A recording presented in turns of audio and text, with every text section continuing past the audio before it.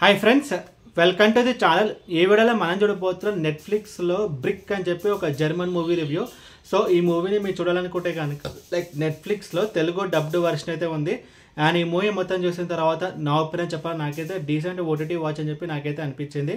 And ఇప్పుడు cinema story విషయానికి వస్తే కనుక బేసికలీ మన హీరో హీరోయిన్ వాళ్ళిద్దరు ఒక అపార్ట్మెంట్లో అయితే ఉంటారు. సో వాళ్ళకి మ్యారేజ్ కూడా అయితే అవుతుంది. సో బట్ వాళ్ళ పాస్ట్లో వాళ్ళ లైఫ్లో జరిగిన ఒక ఇన్సిడెంట్ వల్ల ప్రజెంట్ వాళ్ళిద్దరి మధ్యలో గొడవ అనేది అవుతుంది. సో అప్పుడు హీరోయిన్ వచ్చేసి హీరోతో అంటుంది, సో నేనైతే నీతో ఉండను అని చెప్పి. సో హీరోయిన్ ఇల్లు వదిలేసి వెళ్ళిపోతాం అని చెప్పి అనుకుంటుంది. సో అప్పుడు అక్కడ ఒక ట్విస్ట్ ఉంటుంది. సో తను ఏదైతే డోర్ ఓపెన్ చేస్తుందో సో ఆ డోర్ అయితే మొత్తం క్లోజ్ అయిపోయి ఉంటుంది. సో అది కూడా బ్రిక్స్తో అయితే ఉంటుంది, కొంచెం మెటల్ టైప్ అయితే ఉంటుంది. సరే ఇంకొక డోర్ ఓపెన్ చేస్తే అది కూడా అట్లే ఉంటుంది. సో కిటికీ ఓపెన్ చేస్తే ఆ విండో కూడా అట్లయితే ఉంటుంది. సో ఇది ఒక్క మన ఇల్లేనా లేదా అపార్ట్మెంట్స్ మొత్తానికి కానీ చూసుకుంటే కనుక ఫ్లాట్స్ మొత్తం అలాగైతే ఉంటాయి. సో ఫైనల్గా వాళ్ళు సో ఆ సిచ్యువేషన్ నుంచి ఎలా బయటకు వచ్చారు అనేది మిగతా స్టోరీ.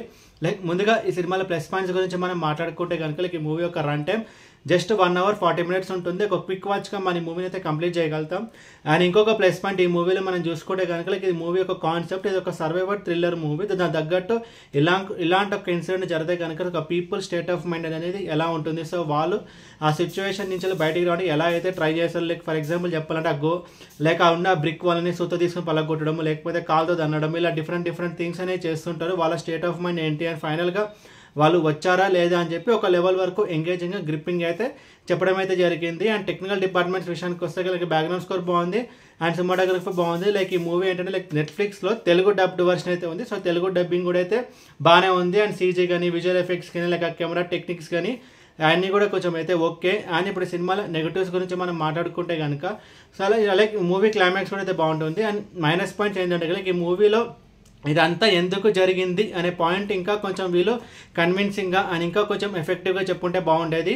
అండ్ ఓవరాల్ ఈ మూవీ గురించి చెప్పాలని మూవీ అయితే పర్వాలేదు, ఓటీటీ కాబట్టి ట్రై చేయవచ్చు. అండ్ ఈ మూవీకి నేను ఇచ్చిన 3 out of 5 అనేది ఫ్యామిలీ వాచబుల్ అంటే లేదు, నా సజెషన్ అయితే వద్దు.